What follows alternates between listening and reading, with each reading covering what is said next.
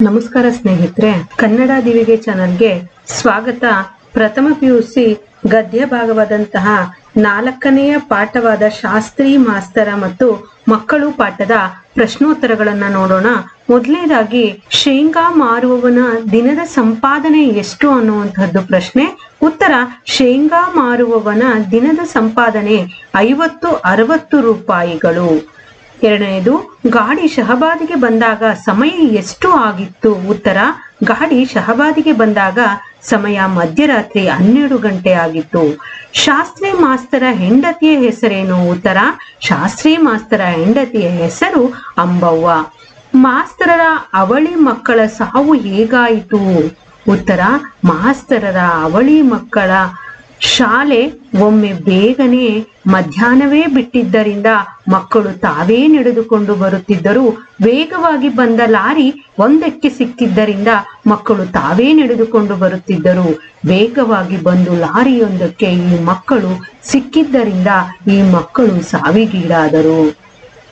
ಮಾಸ್ತರರಿಗೆ ಇನ್ನು ಎಷ್ಟು ವರ್ಷ ಸೇವೆ ಇತ್ತು? ಉತ್ತರ: ಮಾಸ್ತರರಿಗೆ ಇನ್ನು 10 ವರ್ಷ ಸೇವೆ ಇತ್ತು. ಮಾಸ್ತರರು ಮನೆಯ ಮುಂದೆ ಬರೆಸಿ ಹಾಕಿದ ಬೋರ್ಡ್ ಯಾವುದು? ಉತ್ತರ: ಮಾಸ್ತರರು ಮನೆಯ ಮುಂದೆ ಬರೆಸಿ ಹಾಕಿದ ಬೋರ್ಡು ಅನಾಥ ಬಾಲಕಾಶ್ರಮ ಎಂಬುದು. ನಿರೂಪಕರನ್ನು ರೂಪಿಸಿದ ಶಿಲ್ಪಿ ಯಾರು? ಉತ್ತರ: ನಿರೂಪಕರನ್ನು ರೂಪಿಸಿದಂತಹ ಶಿಲ್ಪಿ ಶಾಸ್ತ್ರಿ ಮಾಸ್ತರು. 2-3 ವಾಕ್ಯದಲ್ಲಿ ಉತ್ತರಿಸಿ.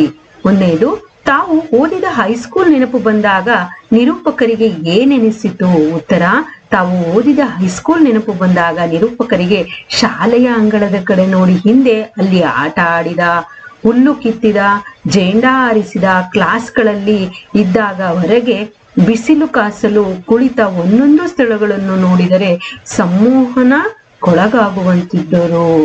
ನಿರೂಪಕರ ಓರೆಕೋರೆಗಳನ್ನು ತಿದ್ದಿದ ಗುರುಗಳು ಯಾರು? ಉತ್ತರ: ನಿರೂಪಕರ ಓರೆಕೋರುಗಳನ್ನು ತಿದ್ದಿದಂತಹ ಗುರುಗಳೆಂದರೆ ಸೂಡಿ, ಲಾಲ, ಶೆಟ್ಟಿ ಮತ್ತು ದೇಶಪಾಂಡೆ ಗುರುಗಳು. ನಿರೂಪಕರ ತಂದೆಯವರನ್ನು ಯಾರಿಂದ ಅಗಲಿಸಿ ಊರಿಗೆ ಕರೆತಂದರು? ನಿರೂಪಕರ ತಂದೆ ಅವರನ್ನು ಹೊಡೆದು ಬಡೆದು ನಿರೂಪಕರ ಪ್ರೀತಿಯ ಪ್ರಪಂಚವಾಗಿದ್ದ ಪ್ರೀತಿಯ ದನಗಳನ್ನು, ಗೆಳೆಯರನ್ನು ಹೊಳೆ, ಹಳ್ಳ, ಗಿಡಮರ, ಗುಡ್ಡ ಬೆಟ್ಟ, ಹಣ್ಣ ಹಂಪಲುಗಳು, ಬೋರ್ ಹುಳುಗಳಿಂದ ಅಗಲಿಸಿ ಎಳಕೊಂಡು ಊರಿಗೆ ಕರೆತಂದರು.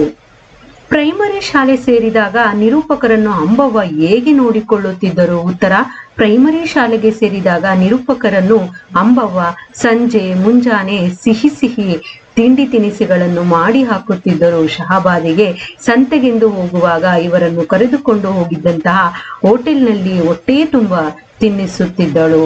ಮಾಸ್ತರರ ಮಕ್ಕಳ ಶವಯಾತ್ರೆಗೆ ಜನ ಹೇಗೆ ಬಂದಿತ್ತು? ಉತ್ತರ: ಮಾಸ್ತರ ಮಕ್ಕಳ ಶವಯಾತ್ರೆಗೆ ಶಾಲೆಗೆ ಶಾಲೆ, ಬಜಾರಿಗೆ ಬಜಾರೆ, ಊರಿಗೆ ಊರೇ ಓಡಿ ಬಂದಿತ್ತು. ಅದು ಶವಯಾತ್ರೆಯಾಗಿರಲಿಲ್ಲ, ದೇವರ ಜಾತ್ರೆಗೆ ಜನ ಸೇರಿದಂತಿತ್ತು. ಅವಳಿ ಮಕ್ಕಳ ಸಾವಿನ ನಂತರ ಮಾಸ್ತರ ಮತ್ತ ಅಂಬವ್ವನ ಸ್ಥಿತಿ ಏನಾಯಿತು? ಉತ್ತರ: ಸಾವಿನ ಸುದ್ದಿ ಕೇಳಿ ಆಸ್ಪತ್ರೆಗೆ ಹೋದ ಅಂಬವ್ವ ಮೂರ್ಛೆ ಹೋಗಿದ್ದಳು. ಬಿದ್ದವಳು ಮೇಲೇಳಲೇ ಇಲ್ಲ. ಮಕ್ಕಳ ಸಾವಿನ ಸುದ್ದಿ ಕೇಳಿ ಮಾಸ್ತರರು ಹೌಹಾರಿ ಹೋದರು. ಮೇಲೆ ಮುಗಿಲು ಹರಿದು ಬಿದ್ದಂತೆ, ಸಿಡಿಲು ಬಳಿದಂತೆ ಸ್ಥಿತಿಯಾಗಿತ್ತು. ಮಾಸ್ತರರು ಬಾಡಿಗೆ ಮನೆಯನ್ನು ಹೇಗೆ ಖರೀದಿಸುತ್ತಿದ್ದರು? ಉತ್ತರ: ಮಾಸ್ತರರು ಶಾಲೆಗೆ ಬಾರದೆ ತಾವೇ ನಿವೃತ್ತಿಗೆ ಅರ್ಜಿ ಹಾಕಿ ಹೆಂಡತಿ ಹೆಸರಲ್ಲಿ, ಮಕ್ಕಳ ಹೆಸರಲ್ಲಿ ಇಟ್ಟಿದ್ದ ಜೀವ ವಿಮೆ ಬ್ಯಾಂಕಿನ ಹಣ ತೆಗೆದರು. ನಿವೃತ್ತಿಯಿಂದ ಬಂದ ಹಣ ಸೇರಿಸಿ ತಾವಿದ್ದ ಬಾಡಿಗೆ ಮನೆಯನ್ನು ಖರೀದಿ ಮಾಡಿದರು. ಧನ್ಯವಾದಗಳು. ಮುಂದಿನ ಪದ್ಯ ಮತ್ತು ಗದ್ಯದ ಪ್ರಶ್ನೋತ್ತರಗಳಿಗಾಗಿ ಮುಂದಿನ ವಿಡಿಯೋವನ್ನು ನೋಡಿ. ಅದಕ್ಕಾಗಿ ಕನ್ನಡ ದಿವಿಗೆ ಚಾನಲ್ಗೆ ಸಬ್ಸ್ಕ್ರೈಬ್ ಆಗಿ.